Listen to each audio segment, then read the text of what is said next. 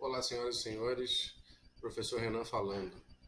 Nono ano, capítulo 4, Europa, um continente de contrastes. Bem, esse vídeo vai ser um vídeo pretensão rápida, em que nós vamos falar sobre o velho mundo, né?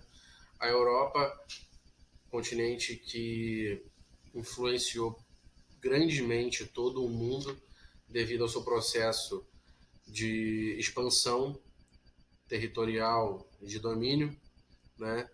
O mapa político da Europa nós podemos encontrar na página 50, onde nós temos a configuração atual dos países europeus, né? Com alguns casos específicos, né? Como na Turquia e na Rússia, que são países que têm dois continentes, né? Que estão em dois continentes. Bem, o relevo, a Europa, ela nada mais é do que uma grande península do continente asiático, né? Essa separação ela se dá de forma política, então, né? E também étnica. Os povos da Europa que compõem a Europa são muito distintos dos povos que compõem o continente asiático. Bem, no relevo europeu, nós podemos destacar os maciços antigos e as grandes planícies, né? Nós temos também cordilheiras recentes e dobramentos novos, mas principalmente o relevo majoritário é de planaltos e planícies de bacias sedimentares. Então você vai encontrar, em alguns casos, alguns picos, né? Como os montes Urais, os Alpes escandinavos, né? Mas, ao mesmo tempo, nós vamos ter uma gama muito grande de bacias sedimentares e planícies, né? Essas bacias sedimentares e planícies, elas se manifestam e dão origem a diversos rios. Rios esses que são fundamentais para a divisão territorial, porque muitos deles são rios que fazem por fronteiras, né, entre países e países, ao mesmo tempo que são fundamentais para a navegação, escoamento de produção, né, e transporte de um modo geral.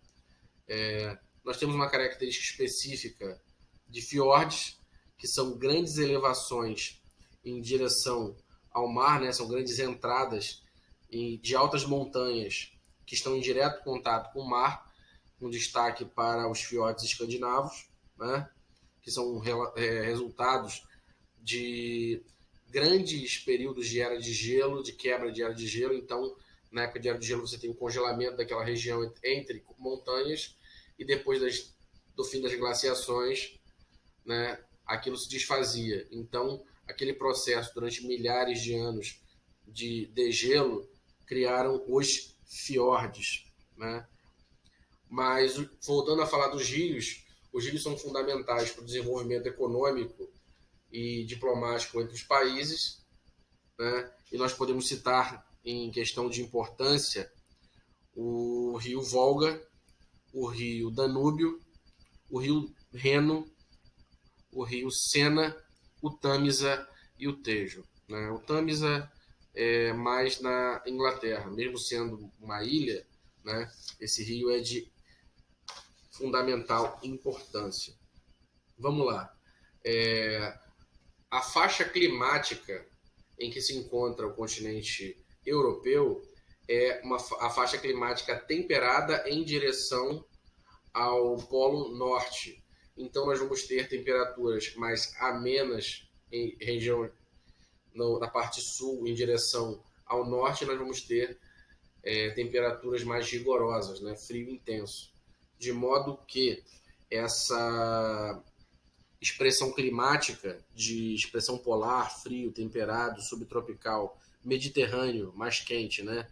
Frio de montanha, mais frio, e semiárido devido à escassez de água, vai se materializar também na vegetação, né? Na tundra, na floresta boreal, que são as florestas coníferas, a floresta subtropical temperada, vegetação mediterrânea, que é muito parecido com é uma coisa entre uma floresta de um pouquinho maior porte com a caatinga, né, uma floresta meio que do semiárido, as pradarias e vegetação de altitude, no caso das montanhas, né?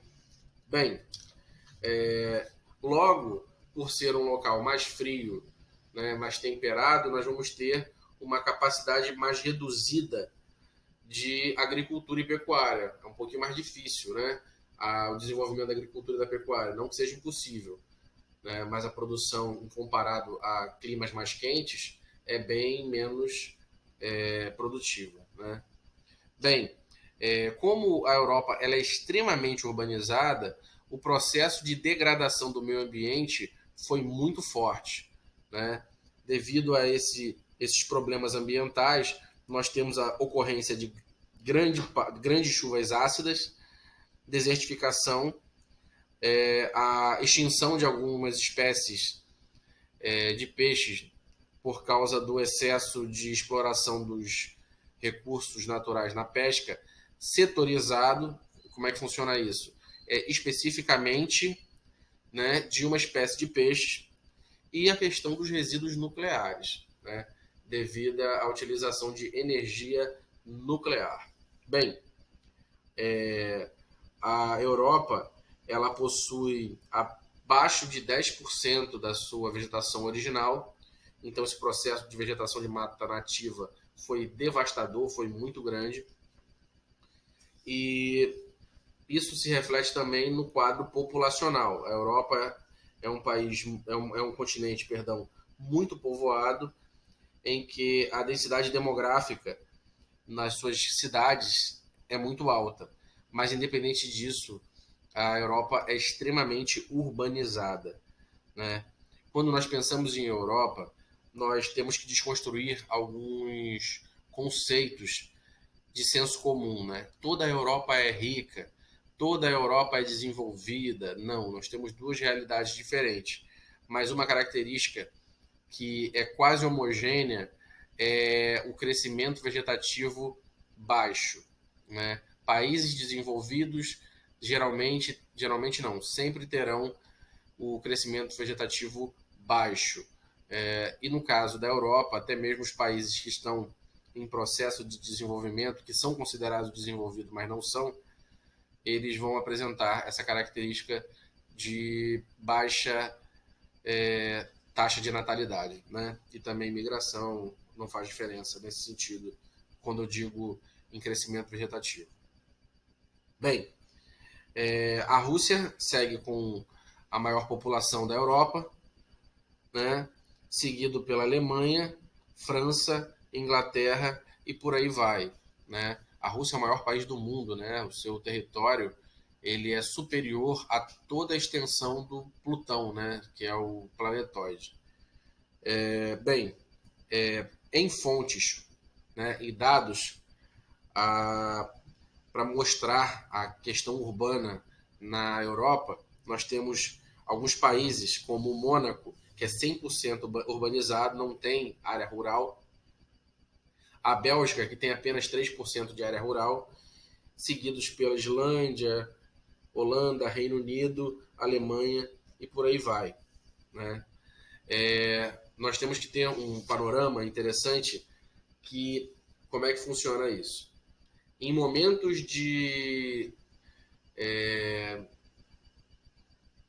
tranquilidade econômica, a Europa recebe com muita alegria os imigrantes, porque eles compõem a base da mão de obra europeia, devido aos altos índices de escolaridade, né? Por exemplo, um país na Espanha, um país como a França, os seus cidadãos médios vão alcançar altos índices de escolaridade e os empregos de menor importância, né, de menor capacidade intelectual, vão ser logrados a imigrantes. Mas em momentos de instabilização da economia, em momentos de dificuldade econômica, a Europa vai agir com xenofobia em relação a pessoas vindo de países de terceiro mundo, países subdesenvolvidos, né? Isso é um grande contrassenso, porque a Europa vai se desenvolver às custas dos recursos naturais desses países, a partir do século XV, né? Mas alcançando o índice de desenvolvimento adequado, né, ela começa a desprezar, começa a menosprezar essa população necessitada, né? E aí nós temos os casos construídos que nós vamos ainda debater em sala a respeito da xenofobia, que é a aversão a pessoas de outros países, pessoas diferentes, né? Bem, senhoras e senhores, é isso. É uma aula bem leve, o quadro natural e populacional da Europa. Nós vamos estar se aprofundando da população, cuidando mais da parte econômica no próximo capítulo. Leiam o livro, façam os exercícios e até o próximo vídeo.